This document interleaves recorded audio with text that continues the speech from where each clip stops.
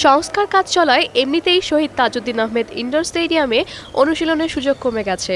তার উপর বিদ্যুৎ বিভ্রাটের কারণে সবসময় অনুশীলন করতে পারেন না অ্যাথলিটরা। নতুন উৎপাত বহিরাগত, যখন তখন দেখা যায় কতিপয় বহিরাগত খেলছেন উডেন ফ্লোরে। যারা খেলছেন তাদের কারোই সম্পৃক্ততা নেই টেবিল টেনিস কিংবা ব্যাডমিন্টন ফেডারেশনের সঙ্গে। কেউ অফিস শেষ করে অলস সময় পার করছেন, কেউ ক্ষমতার জোরে এখানে এসে খেলছেন। আমি ডক্টর, একজন পুলিশ আছেন, আমরা একটু ওই সবার প্র্যাকটিসের পর একটু প্র্যাকটিস করি আর কি। ফেডারেশন কর্তৃপক্ষ জানায় বহিরাগতদের ব্যাপারে জাতীয় ক্রীড়া পরিষদে অভিযোগ করেছেন তারা। ব্যাডমিন্টনে রাত 10টার পরেও কিছু লোক খেলে আর কি, বয়স্ক লোক। আমি ওনাদের ব্যাডমিন্টন ফেডারেশনের কাছে জানতে চেয়েছি এবং আমাদের এনএসসির সচিব মহোদয় ওনাকে বলেছেন যে কারা খেলে আর কি। তো তখন ওরা বলেছে যে যারা খেলে তাদেরকে হয়তো তারা বন্ধ করতে পারছে না। স্থানীয় লোক ও আইন শৃঙ্খলা বাহিনীর সদস্যরা প্রায় এখানে এসে খেলেন, ফলে অনুশীলন না করে দাঁড়িয়ে থাকতে হয় খেলোয়াড়দের।